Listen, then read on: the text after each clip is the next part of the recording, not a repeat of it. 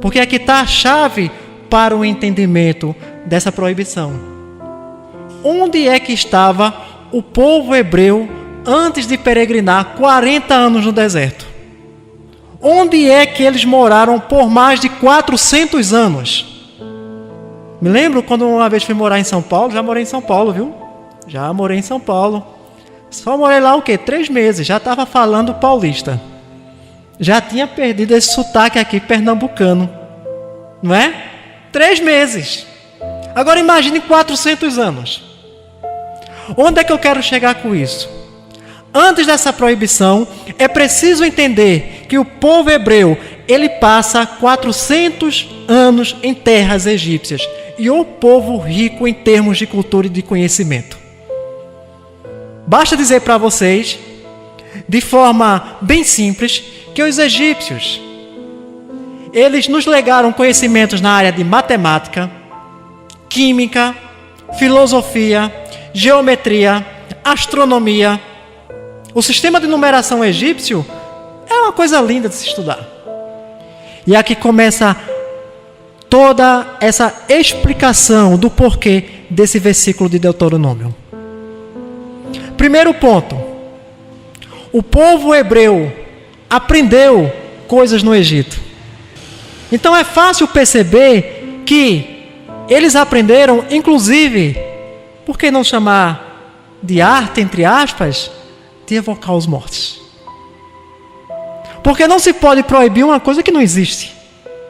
Vocês já imaginaram, no século XIX, lá na França do século XIX, quando Kardec andava de charrete, puxada por cavalo, vocês já imaginaram uma placa assim, puxada por cavalo, né? Aquela charrete puxada por cavalo.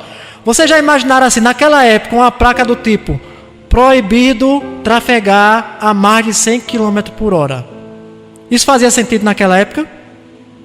Porque uma carroça puxada por cavalo não vai alcançar esse tipo de velocidade. Até que eu conheça, não.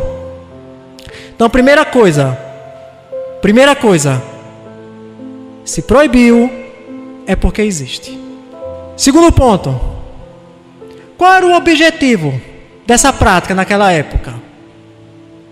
Imagine vocês se pudéssemos conversar com os espíritos.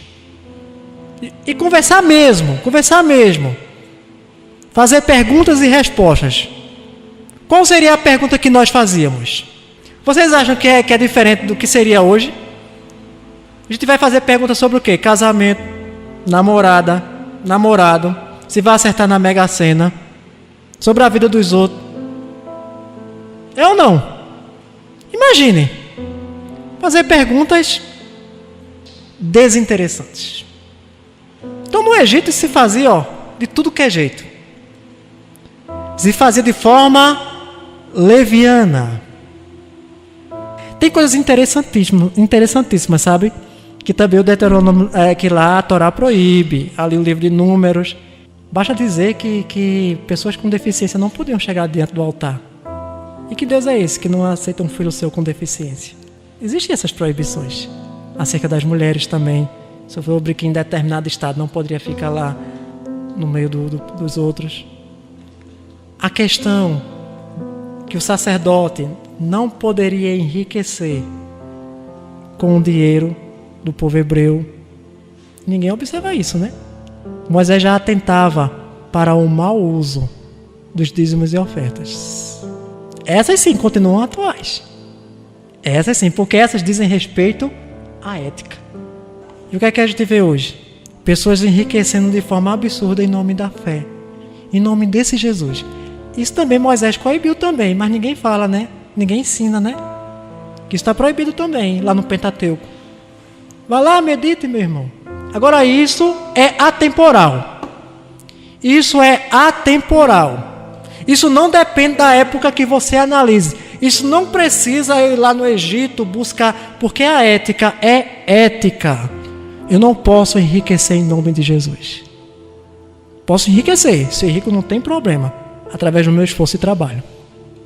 Porque esse tipo de prática leva a ceticismo e ateísmo nos outros irmãos. Porque é feio.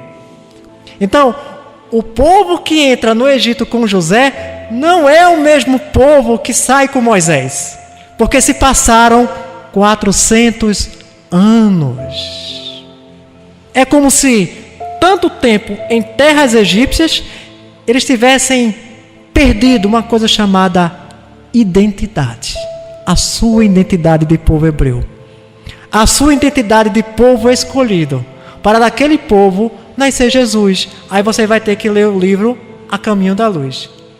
E Emmanuel vai dizer que Jesus nasce justamente no meio do povo hebreu, porque é o povo mais endividado perante a espiritualidade. Que coisa linda. Para quem gosta um pouquinho de ciência, sabe que naquela época, ou pelo menos na época de Jesus, acreditava-se que a Terra era o centro do universo. Hoje sabemos que a Terra sequer é o centro da Via Láctea. É um planetinha que orbita uma estrelinha nas extremidades de uma galáxia e que um dia vai desaparecer.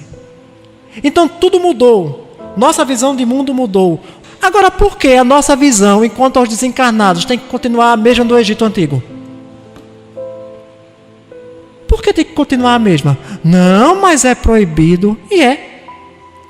Tem outras proibições bem interessantes lá no Pentateuco, viu? Ah, mas a Bíblia não fala isso. Será? Será que a Bíblia não fala em comunicação? Aí você vai para 1 Samuel, capítulo 28, versículo 14. Quando o rei Saul vai consultar a pitonisa de Endor para falar com o espírito Samuel. Isso é o que? Não é evocação de morto, não? Ou essa proibição de Moisés já não fazia sentido na época de Saul?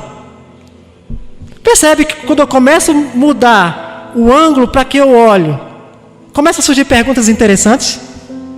Mateus capítulo 17 vai dizer assim: 6 dias depois, tomou Jesus consigo a Pedro e a Tiago e a João, e a Tiago seu irmão, e o conduziu em particular a um alto monte. Jesus tinha quantos discípulos? 12. Ele só tomou quantos para subir no monte? 3. E de forma particular. Isso aqui já quer dizer muito. Talvez os outros não estivessem preparados para esse momento aqui. Andavam com Jesus, mas Jesus só chamou 3.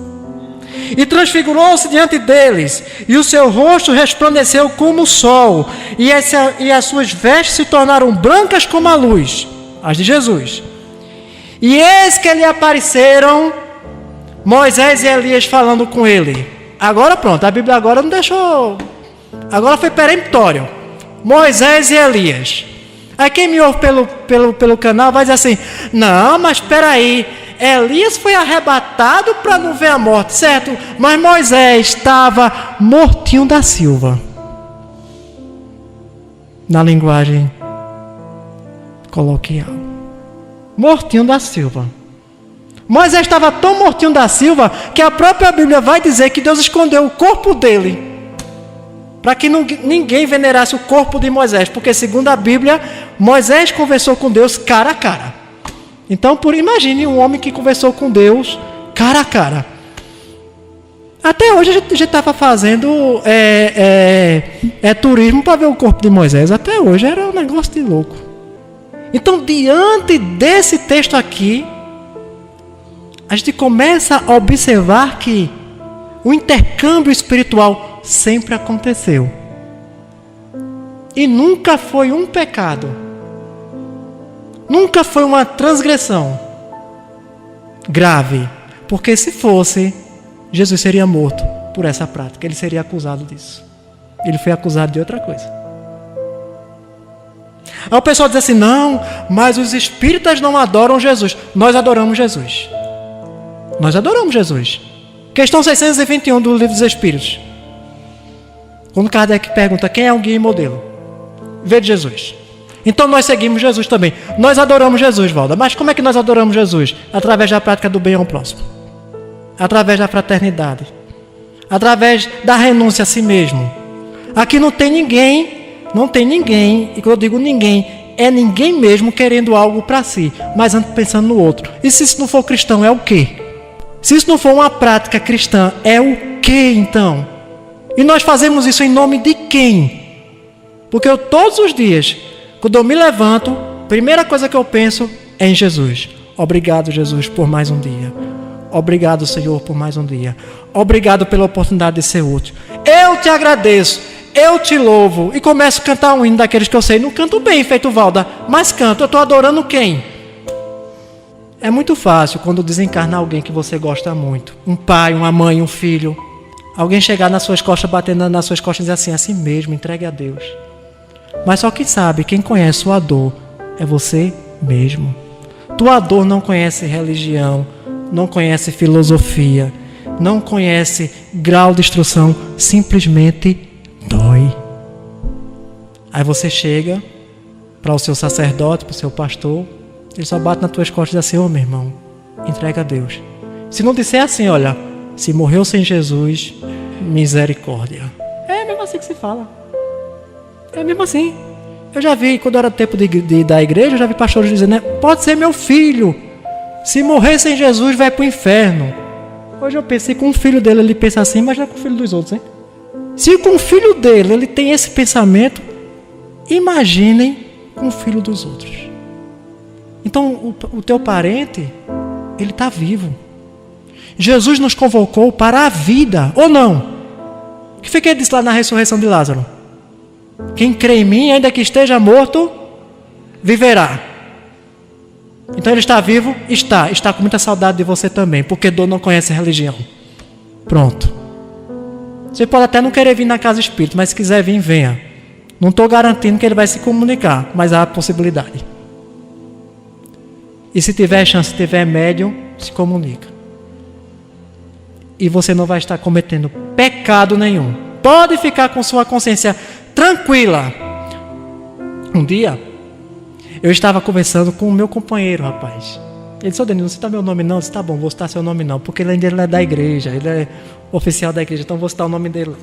A gente ali estava entabulando uma conversa, e eu comecei falando sobre psicografia. Aí ele usou um argumento interessante, ele disse, olha, e por que a Bíblia não fala sobre isso? Eu disse, como não fala? Ela pode não falar, mas ela é um fruto da psicografia. Por exemplo, quantos livros tem a Bíblia? Ele disse, tem tal, 66. De Gênesis a Apocalipse. Quem foi que escreveu a Bíblia? Ele disse, homens de Deus. Em épocas diferentes. Inspirados por Deus. Disse, opa, pega essa expressão. Aí você disse o quê? Inspirados por Deus. Então a Bíblia, meu filho, isso aqui, ó, é um livro psicografado. É o maior tratado de psicografia da antiguidade. Eu não conheço outro livro que reúne tantos livros psicografados. Como é que comunicação com os mortos não existe? Como é que é proibido? Se o próprio livro que você usa para refutar, ele foi psicografado por Moisés. Como é que pode? Como é que pode? Agora, é claro, a gente entende, a gente respeita, porque nem todo mundo ainda, em pleno século XXI, está preparado para isso. Não é isso? Lembre-se, Jesus levou quantos para o Monte da Transfiguração? 3. Mas eram quanto? 12. Será que nós estamos preparados? Quando você começa a analisar sobre essa ótica, aí você volta para o Gênesis agora. Porque Deus proibiu. Aí junte agora os 25% lá de Jesus. Junte agora as perguntas de Kardec e volte para o livro de Deuteronômio. Vocês acham que o povo hebreu estava preparado para esse tipo de prática? Não estavam. Porque às vezes a gente pensa, tem gente que acha, Valdo, que a gente fica brincando de tabuleiro ouija, fica brincando de brincadeira de copo. E no livro dos médiuns, Kardec vai dizer que do jeito que nós temos saudades e desejo de conversarmos com os nossos amigos, com os nossos parentes que já desencarnaram, eles também sentem saudades de nós. Qual é a mãe que não sente saudade do seu filho? Ora, se eu não perdi a minha individualidade enquanto mãe, no mundo espiritual, então, se enquanto encarnada eu sinto saudades do meu filho, porque às vezes ele está longe, então no mundo espiritual também a saudade é um sentimento real. E eu fico muito triste quando algum irmão, por ignorância, Mas muitas vezes por egoísmo também. Muitas vezes é assim, pois se fosse um espírito se comunicando comigo, eu diria, sai pra lá, Satanás. Eu diria, imagina sua mãe ouvindo isso do outro lado. Você quebrou o coração dela em 5.000 pedaços. Se você não acredita, tudo bem. Mas vá dizer isso para quem está passando com a dor? Repito, dor não tem filosofia, não tem religião. Ela simplesmente dói. Hoje eu queria me soltar mais, mas parece que quando está filmando eu me prendo um pouquinho, mas tudo bem. Às vezes dá vontade de me soltar, como feito na época que eu pregava, mas vocês não iam gostar não, viu? Eu brincando, vou me soltar não, viu? Você já imaginou eu pregando feito naquela época? Vixe Maria, não aguentava 15 minutos, tem voz para aquilo mais não. Jesus abençoe cada um de vocês.